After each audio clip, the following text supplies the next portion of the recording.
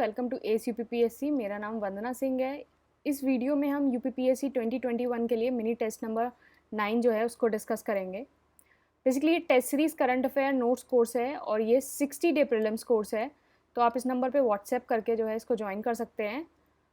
और जो 2020 वाला कोर्स था उससे डायरेक्ट 70 क्वेश्चन आया है, आप नीचे PDF होगी, वहाँ से इसको वेरीफाई कर सकते हैं। चलिए हम अपना टेस्ट स्टार्ट करते हैं। तो पहला हमारा क्वेश्चन है, choose the correct regarding national clean air programme. तो NCAP से रिलेटेड आपको दो स्टेटमेंट गिवन है, आपको बताना है कौन सा सही है। 1. It was launched by ministry of environment forest and climate change in 2018. Second, it seeks to cut the concentration of PM10 and PM2.5 by at least 20% in the next 5 years. तो इसका क्या आंसर है? तो इसका answer है answer B. तो इसका answer है आंसर बी, 2 ओनली। पहला स्टेटमेंट गलत है क्योंकि जो ministry of environment forest and climate change है उसने जो NCAP national clean air programme जो लॉन्च किया था वो 2019 में लॉन्च किया था और इसका जो बेस ईयर था वो था 2017। इसका बेस ईयर था और इसका काम क्या था कि जो PM10 है एंड PM2.5 है उसको जो कट करना है at least 20% in next 5 year. In next 5 years जो है उसको 20% कट करना है। तो इसका आंसर है answer B. It was launch by ministry of environment forest and climate change in 2019। तो ये 19 में लॉन्च हुआ था। नेक्स्ट क्वेश्चन है, Lakshadweep is under the jurisdiction of which of the following high court. तो लक्षद्वीप जो है किस हाई कोर्ट के अंडर जो उसका जुरिडिक्शन है। तो इसका आंसर है answer A, high court of Kerala. तो हाई कोर्ट ऑफ केरला के अंदर जो है लक्षद्वीप का जुरिस्डिक्शन है। तो बेसिकली ये जो अलग अलग हाई कोर्ट दे रखे हैं उनका किस किस के साथ है। तो इलाहाबाद का है जो है जुरिस्डिक्शन और मतलब उत्तर प्रदेश में है, एंड हैदराबाद का जो है वो आंध्र प्रदेश और तेलंगाना। तो यह याद रखिएगा, जो हैदराबाद हाई कोर्ट है उसका आंध्र प्रदेश और तेलंगाना में है, और बॉम्बे हाई कोर्ट का जो है महाराष्ट्र में है, दादर नागर में है, हवेली में, गोवा एंड दमन दीव, एंड कोलकाता का जो है वेस्ट बंगाल एंड अंडमान निकोबार। तो यहाँ ध्यान रखिएगा, कोलकाता का जो है वो West Bengal and Andaman and Nicobar में है, छत्तीसगढ़ का तो छत्तीसगढ़ में है, दिल्ली का तो दिल्ली में है, और गुजरात का गुजरात में है, हिमाचल प्रदेश का, एंड फिर झारखंड का हो गया, कर्नाटका का हो गया, और ये केरला का जो है केरला एंड लक्षद्वीप, इन दो जगह है, ये UT and state. And Madhya Pradesh का मध्य प्रदेश में, और मद्रास हाई कोर्ट जो है वो तमिलनाडु एंड पुदुचेरी। तो Madras high court Tamil Nadu and Puducherry, तो ये स्टेट हो गया, और एक यूटी जो है इसमें पुदुचेरी है। एंड मणिपुर का मणिपुर में ही है, मेघालय, उड़ीसा, पटना बिहार, पंजाब हरियाणा एंड चंडीगढ़, और राजस्थान, सिक्किम, त्रिपुरा और उत्तराखंड। तो आप यहाँ जो है कुछ जो है बेसिकली जो स्टेट के हैं उनके उसमें ही है, लेकिन कुछ जैसे याद करना, जैसे हैदराबाद का है वो आंध्र प्रदेश और तेलंगाना में है, और कोलकाता का याद कर लेना, उसमें वेस्ट बंगाल और अंडमान। मतलब बेसिकली जो स्टेट वाले हैं, आप ये ध्यान रखना कि जो यूटीज़ हैं उनका कौन से स्टेट के हाई कोर्ट है उसमें जुरिडिक्शन बैठ रहा है। तो आप देख यहाँ यूटीज़ वाला ध्यान देखना। तो ऐसे लक्षद्वीप का है वो है केरला हाई कोर्ट के अंदर। तो इसका आंसर हो जाएगा आंसर ए। तो नेक्स्ट क्वेश्चन है, माउंट नियारागोंगा इज इन। तो माउंट नियारागोंगा जो है वो कहाँ है। तो इसका आंसर है answer A, democratic Republic of Congo. तो डेमोक्रेटिक रिपब्लिक ऑफ कॉन्गो में जो है माउंट नियारागोंगा है। तो जो आपका माउंट नियारागोंगा है वो एक तरह का एक्टिव वॉल्केनो है। माउंट नियारागोंगा जो है वो एक तरह का एक्टिव वॉल्केनो है, और ये आपका पाया जाता है विरुंगा माउंटेन्स में पाया जाता है, और ये आपका है DRC मतलब डेमोक्रेटिक रिपब्लिक ऑफ कॉन्गो में ये आपका माउंट नियारागोंगा जो है पड़ता है। तो इसका आंसर हो गया आंसर ए। तो बेसिकली विरुंगा जो है वो एक नेशनल पार्क भी है DRC में, और ये जो माउंट नियारागोंगा जो है वो भी आपका DRC के अंदर है। तो नेक्स्ट है, बन्नी ग्रासलैंड इज इन। तो बन्नी ग्रासलैंड कहाँ है। तो इसका आंसर है आंसर बी, गुजरात। तो बन्नी ग्रासलैंड जो है वो गुजरात के अंदर है। तो इसका आंसर हो गया आंसर बी। नेक्स्ट है, Jardalu mango Katni rice and Magahi paan got GI certification from. तो अभी जो जर्दालू मैंगो, कटनी राइस और मगाही पान को जो है जीआई सर्टिफिकेशन मिला है, तो ये कौन से स्टेट से बिलोंग करते हैं? तो इसका आंसर है आंसर ए बिहार। तो आप यहाँ ध्यान रखेंगे कि जर्दाली मैंगो, कटनी राइस और मगनी पान जो हैं ये तीनों जो हैं बिहार से बिलोंग करते हैं। तो इसका आंसर हो गया आंसर ए। नेक्स्ट क्वेश्चन है the father of hybrid rice is. तो हाइब्रिड राइस के जो फादर है वो कौन है? तो इसका आंसर है आंसर सी युआन लॉन्गपिन। तो फादर ऑफ हाइब्रिड राइस जो है वो युआन लॉन्गपिन है। तो इसका हो जाएगा आंसर सी। नेक्स्ट क्वेश्चन है one stop centre is to. तो वन स्टॉप सेंटर किससे रिलेटेड है? तो इसका आंसर है answer B support women affected by violence. तो बेसिकली वन स्टॉप सेंटर जो है वो support women affected by violence जो है उससे रिलेटेड है। तो इसका आंसर हो गया आंसर बी। नेक्स्ट क्वेश्चन है which of the following countries signed MOU with WHO for bio hub initiative. तो कौन सी कंट्री ने अभी जो है मेमोरेंडम ऑफ अंडरस्टैंडिंग जो है डब्ल्यूएचओ के साथ साइन किया है फॉर बायो हब इनिशिएटिव? तो इसका आंसर है आंसर सी स्विट्जरलैंड। तो स्विट्जरलैंड ने जो है बायो हब इनिशिएटिव के लिए डब्ल्यूएचओ के साथ जो है साइन किया है। तो डब्ल्यूएचओ और स्विट्जरलैंड मिलके बेसिकली उनका इनिशिएटिव है। तो इसका आंसर हो गया आंसर सी। नेक्स्ट क्वेश्चन है India's largest statue of the reclining Buddha in. तो इंडिया का जो लार्जेस्ट स्टैचू है ऑफ रिक्लाइनिंग बुद्धा वो कहाँ है? तो इसका आंसर है आंसर डी बोध गया। तो हाल ही में क्या हुआ था कि अभी जो बुद्ध जयंती थी आपकी मई 26 को, तो मई 26 को जो बुद्ध जयंती थी उसमें इंडिया का जो लार्जेस्ट स्टैचू था रिक्लाइनिंग बुद्धा का वो जो है इंस्टॉल होना था at the Buddha international welfare mission temple जो है इंटरनेशनल वेलफेयर मिशन टेम्पल जो आपका बोध गया में है। लेकिन ये कोविड की वजह से जो है ये इवेंट जो है पुट ऑफ हो गया। तो ये आप यहाँ ध्यान रखेंगे Buddha international welfare mission temple जो है वो बोध गया के अंदर है। तो इसका जो आंसर है वो है आंसर डी। नेक्स्ट क्वेश्चन है which of the following state is the largest producer of jack fruit in the world. तो इसमें से कौन सा स्टेट जो है वो लार्जेस्ट प्रोड्यूसर है जैक फ्रूट का इन द वर्ल्ड? तो इसका आंसर है आंसर ए केरला। तो केरला जो है बेसिकली लार्जेस्ट प्रोड्यूसर है जैक फ्रूट का। तो केरला जो है लार्जेस्ट प्रोड्यूसर है। तो इसका आंसर हो जाएगा आंसर ए। नेक्स्ट क्वेश्चन है choose the correct regarding services e health assistance and teleconsultation Sehat OPD portal. तो इसके यहाँ आपको दो स्टेटमेंट गिवन है regarding the Sehat OPD portal. पहला, the portal provide telemedicine services to the serving armed force personal veterans and their family. Second, it is launched by ministry of health.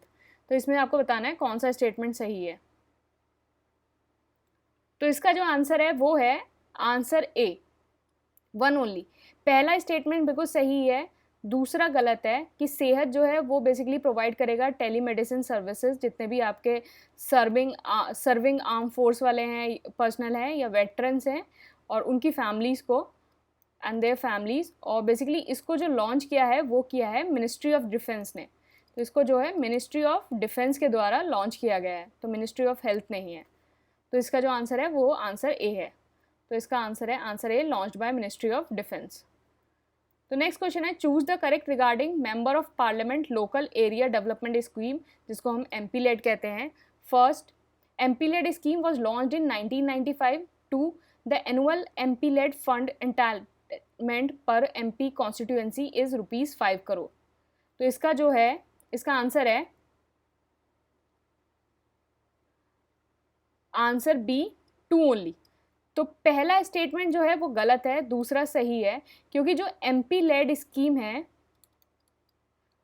वो launch हुई थी 1993 में। तो MP LAD scheme जो है 1993 में हुई थी, और इसमें जो है पर एमपी जो आपको एंटाइटलमेंट मिलेगा एमपी लेड एनुअल फंड का, वो मिलेगा ₹5 करोड़। ₹5 करोड़ जो है पर कॉन्स्टिट्यूंसी, पर एमपी जो है आपको एमपी लेड फंड के अंदर एंटाइटलमेंट मिलेगा। तो इसका आंसर हो गया आंसर बी, जो एमपी लेड स्कीम है वो 1993 में जो है लॉन्च हुई थी। नेक्स्ट क्वेश्चन है, according to MP LAD scheme the Lok Sabha member can recommend work A in their respective constituency, B in the state from which they are elected, C anywhere in the country, and D all of the above। तो MP LAD scheme के अंदर जो Lok Sabha member हैं वो कहाँ work जो है अपना रिकमेंड कर सकते हैं? तो इसका आंसर है answer A, in their respective constituency. तो बेसिकली जो आपका एमपी लेड स्कीम है ये फुल्ली फंडेड है बाय गवर्नमेंट ऑफ इंडिया। तो गवर्नमेंट ऑफ इंडिया के द्वारा जो है फुल्ली फंडेड है। इसमें क्या होता है, जो एमपीज होते हैं वो एवरी ईयर जो है वर्क रिकमेंड करते हैं, और कम से कम एटलीस्ट 15% जो वर्क है उनको शेड्यूल कास्ट एरिया में रिकमेंड करना है, और 7.5 जो वर्क है उनको एसटी पॉपुलेशन के एरिया में रिकमेंड करना है। और जो लोकसभा के जो मेंबर होते हैं वो रिकमेंड वर्क कर सकते हैं इन देयर कॉन्स्टिट्यूएंसीज। लोकसभा का मेंबर कॉन्स्टिट्यूएंसी में कर सकते हैं, और जो इलेक्टेड मेंबर ऑफ राज्यसभा है, इलेक्टेड जो मेंबर हैं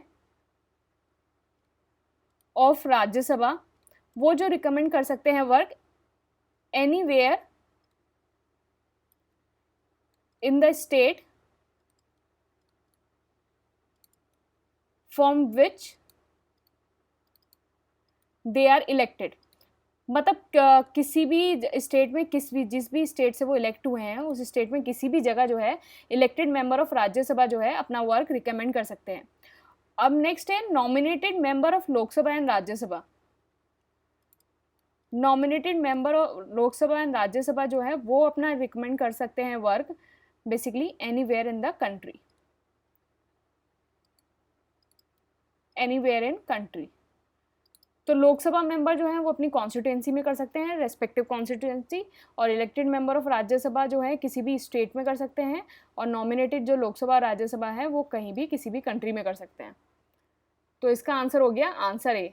तो बेसिकली यही लिखा हुआ है, एमपी लैंड जो है वो इसकी fully funded by government of India है। एटलीस्ट 15% जो वर्क है वो पर ईयर जो एंटाइटमेंट होगा वो शेड्यूल कास्ट पॉपुलेशन के लिए, एंड 7.5 जो है वो एसटी पॉपुलेशन के लिए होगा, और लोकसभा जो मेंबर हैं वो रिस्पेक्टिव कॉन्स्टिट्यूएंसी में कर सकते हैं, और इलेक्टेड मेंबर ऑफ राज्यसभा जो है वो anywhere in the state from there elected, और नॉमिनेटेड मेंबर ऑफ लोकसभा और राज्यसभा जो है कहीं भी कंट्री के अंदर जो है वर्क रिकमेंड कर सकते हैं। तो इसका आंसर हो गया आंसर ए। नेक्स्ट क्वेश्चन है, भीतरनिका नेशनल पार्क लोकेटेड इन। तो भीतरनिका जो है नेशनल पार्क कहाँ लोकेटेड है? तो इसका आंसर है आंसर ए, उड़ीसा। तो आप मुझे बताएंगे कि जो भीतरनिका नेशनल पार्क है वो किस चीज़ के लिए फेमस है? जो भीतरनिका नेशनल पार्क है वो किस चीज़ के लिए फेमस है? आप मुझे कमेंट बॉक्स में ये बताएंगे, नीचे जो है कमेंट बॉक्स में आप मुझे बताएंगे भीतरनिका नेशनल पार्क जो है वो किस चीज़ के लिए फेमस है। तो ये उड़ीसा के अंदर है, तो इसका हो गया answer A, Orissa. Next question है, Louvre museum is the world largest museum based in. तो ये म्यूजियम जो है वर्ल्ड लार्जेस्ट आर्ट म्यूजियम है, और कहाँ बेस्ड है ये? तो इसका आंसर है आंसर बी, पेरिस। तो ये पेरिस के अंदर है, इसका हो गया answer B, Paris. Next question है, international ENI award 2020 awarded to. तो इंटरनेशनल ENI अवार्ड 2020 किसको अवार्ड हुआ है? इसका आंसर है answer B, professor CNR Rao. तो प्रोफेसर CNR राव का जो है 2020 का ENI अवार्ड मिला है, और बेसिकली इनको जो अवार्ड मिला है to research into renewable energy resource and energy storage. तो renewable energy resource, renewable energy source and energy storage, इसके लिए इन्हें मिला है। जो ENI अवार्ड है बेसिकली इसको एनर्जी फ्रंटियर अवार्ड भी कहा जाता है, एनर्जी फ्रंटियर अवार्ड। और बेसिकली ये जो है इसको कंसिडर किया जाता है as a Nobel prize in energy research. इसको as a Nobel prize in energy research भी कहा जाता है। तो ये हो गया ENI अवार्ड। तो इसका आंसर जो है answer B, professor CNR Rao जो है उनको मिला है। बेसिकली ये इनको भारत रत्न जो है ऑलरेडी मिल चुका है और ENI अवार्ड 2020 में इनको मिला था for their renewable energy sources and energy storage. तो इसका आंसर हो गया आंसर बी। तो नेक्स्ट क्वेश्चन है, choose the correct regarding mid day meal scheme 1।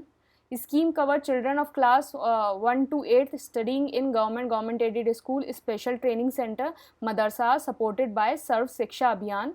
And 2, it is not covered by the national food security act 2013। तो इसका जो answer है वो क्या है? इसका आंसर है आंसर ए, 1 ओनली।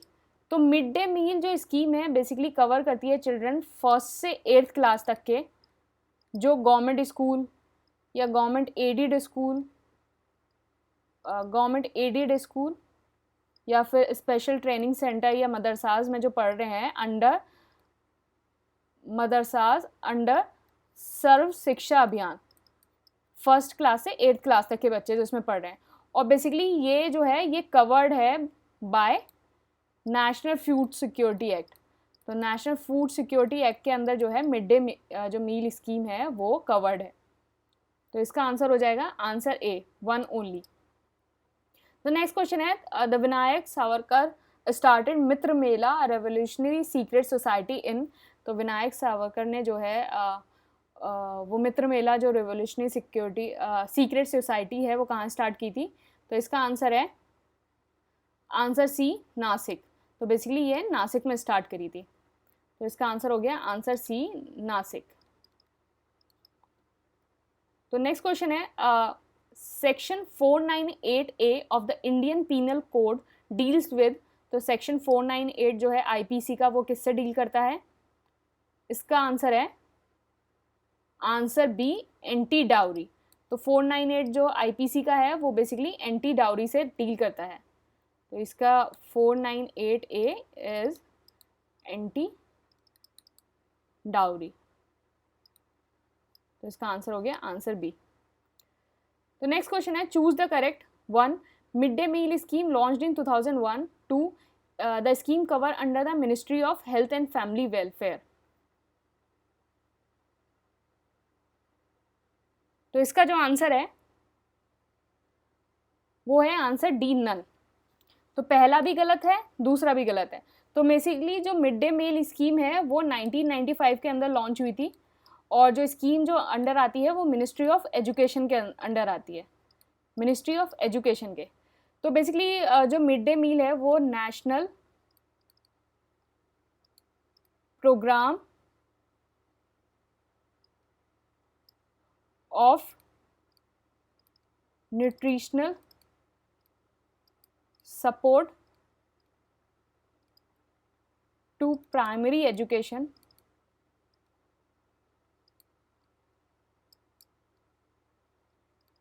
जिसको बोलते हैं NSPE, इसमें लॉन्च हुई थी 1995 में as a centrally sponsored scheme, as a centrally sponsored scheme. और ये 2001 के अंदर जो है ये कुक्ड मिड डे मील बन गई थी, कुक्ड मिड डे मील। तो बेसिकली ये 1995 के अंदर national programme of nutritional support to primary education ये इस नाम से लॉन्च हुई थी। तो मिड डे मील स्कीम जो है 1995 में लॉन्च हुई थी और under the ministry of education. तो इसका आंसर हो जाएगा आंसर डी, नन। तो 1995 और बेसिकली इसका काम क्या है? To enhance enrolment, retention and attendance and improve the nutritional level among children. तो ये 1995 के अंदर एज ए NSPE स्कीम के नाम से लॉन्च हुई थी। नेक्स्ट क्वेश्चन है what does the statue of the reclining Buddha means. तो statue of the reclining Buddha means क्या है? तो इसका आंसर है answer D, about to enter parinirvana. तो आपने देखा होगा ना कि इतना अच्छा तो मैं नहीं बना पाऊंगी, लेकिन आपने देखा होगा ना कि ये जैसे बुद्धा हैं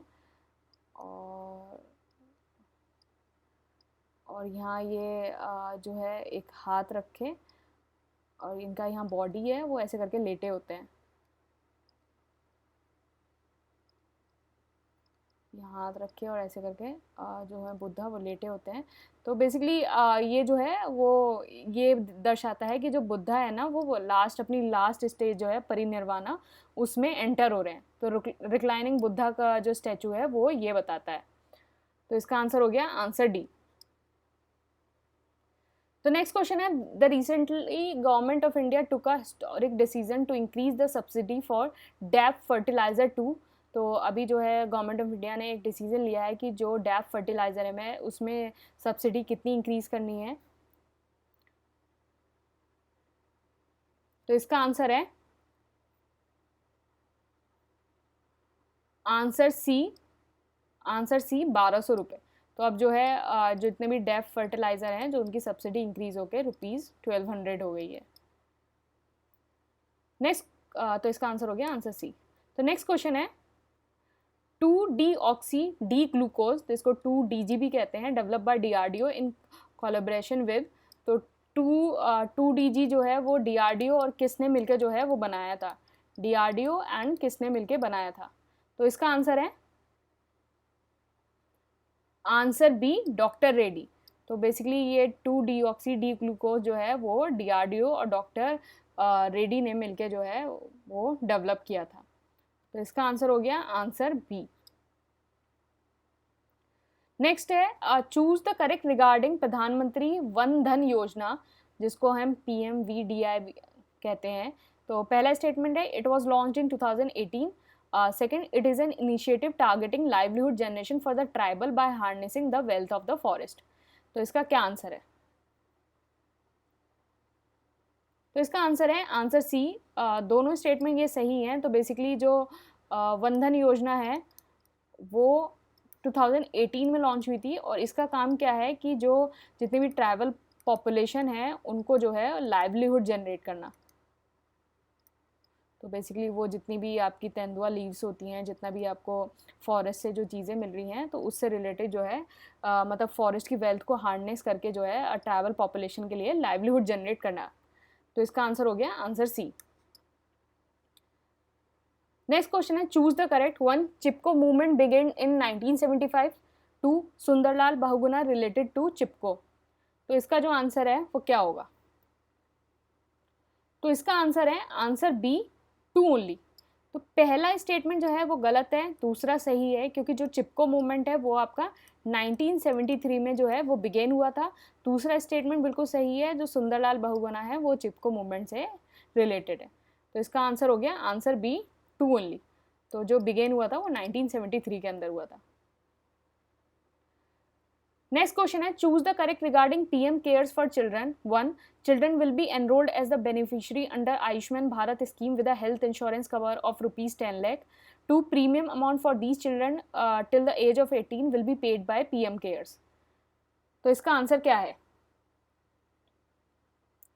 तो इसका आंसर है आंसर बी, 2 ओनली। तो जो पहला स्टेटमेंट है वो गलत है, दूसरा सही है। तो हाल ही में अभी क्या हुआ, जो भी चिल्ड्रन हैं जिन्होंने अपने जो है पेरेंट्स या फिर गार्जियन जो है वो कोविड में खो दिए हैं, जो गार्जियन है वो कोविड में खो दिए हैं, उनके लिए जो है PM care for children scheme जो है वो लॉन्च हुई है। तो PM केयर जो चिल्ड्रन स्कीम है वो लॉन्च हुई है। तो इसके अंदर क्या है कि ₹10 lakh का जो है कॉर्पस दिया जाएगा फॉर ईच चाइल्ड जब वो 18 साल का हो जाएगा। 18 साल का हो जाएगा या हो जाएगी जब, तो उसको ₹10 lakh का जो है कॉर्पस दिया जाएगा। और इसके अंदर क्या है कि जो भी सारे जो चिल्ड्रन हैं वो एनरोल्ड होंगे as a beneficiary under Ayushman Bharat, Pradhan Mantri Jan Arogya Yojana, मतलब आयुष्मान भारत के अंदर जो है वो एनरोल्ड होंगे और उनको जो है हेल्थ इंश्योरेंस जो है वो दिया जाएगा 5 लाख का। हेल्थ इंश्योरेंस जो है 5 लाख का दिया जाएगा। तो बेसिकली हेल्थ इंश्योरेंस तो आपको 5 लाख का दिया जा रहा है, और इसके अंदर जो है जो कॉर्पस जो आपको मिलेगा after attaining the 18 years of age वो 18 लाख का मिलेगा। तो ये जो है हेल्थ इंश्योरेंस जो है वो 5 लाख का होगा। हेल्थ इंश्योरेंस 5 लाख का। तो इसका आंसर जो है तो होगा आंसर बी। तो ये जो बेसिकली स्कीम लॉन्च हुई है to support empowerment of covid affected children, तो जिन लोगों ने अपने पेरेंट्स या फिर गार्जियन जो हैं वो लॉस्ट कर दिए हैं उनको, उनके लिए ये स्कीम जो है वो लॉन्च हुई है, और उनको 10 लाख का कॉर्पस दिया जाएगा till they attain the 18 years of age, और इनको हेल्थ इंश्योरेंस दिया जाएगा 5 लाख का। तो इसका आंसर हो गया आंसर बी, पहला वाला स्टेटमेंट गलत है। नेक्स्ट क्वेश्चन है, which of the following sector shows positive growth in 2021 as per the report release by central statistical office. तो CSO के द्वारा जो अभी हाल ही में रिपोर्ट रिलीज हुई है, तो कौन सी जो फॉलोइंग सेक्टर है जिसने पॉजिटिव ग्रोथ दिखाया है 2021 के अंदर। तो इसका आंसर है आंसर ए, एग्रीकल्चर। तो हाँ, हैरान मत होइए, एग्रीकल्चर ने ही जो है वो पॉजिटिव ग्रोथ दिखाया था 2021 के अंदर। तो इसका आंसर हो गया आंसर ए। तो नेक्स्ट क्वेश्चन है, world neglected tropical disease day declared on. तो वर्ल्ड नेग्लेक्टेड ट्रॉपिकल डिसीज जो डे है वो कब डिक्लेयर हुआ है। तो इसका आंसर है आंसर बी, 30 जनवरी। तो इसको आप यहाँ ध्यान रखने गया कि वर्ल्ड ट्रॉपिकल डिसीज डे जो है वो 30 जनवरी को जो है वो मनाया जाएगा। तो इसका हो गया आंसर जी, बी, NTD जो है वो 30 जनवरी को। नेक्स्ट क्वेश्चन है, भाषण 4 जो फ्लोटिंग आइलैंड है वो कहाँ है। तो इसका आंसर है आंसर सी, बांग्लादेश। तो जो भाषण 4 जो फ्लोटिंग आइलैंड है वो बांग्लादेश में है। तो इसका हो गया आंसर सी। तो इसका आंसर सी, बांग्लादेश। बांग्लादेश में भाषण 4 जो है फ्लोटिंग आइलैंड। तो हमारा टेस्ट यहीं ख़त्म होता है, और बेसिकली ये टेलीग्राम चैनल है ASUPPSC, यहाँ इसको आप ज्वाइन कर सकते हैं। आप यहाँ डेली क्विज, एडिटोरियल और ये सारी चीज़ें देख सकते हैं, और ऐसे ही जो वीडियोस के लिए आप मुझसे यूट्यूब पे जुड़े रहिए। Thank you and all the best.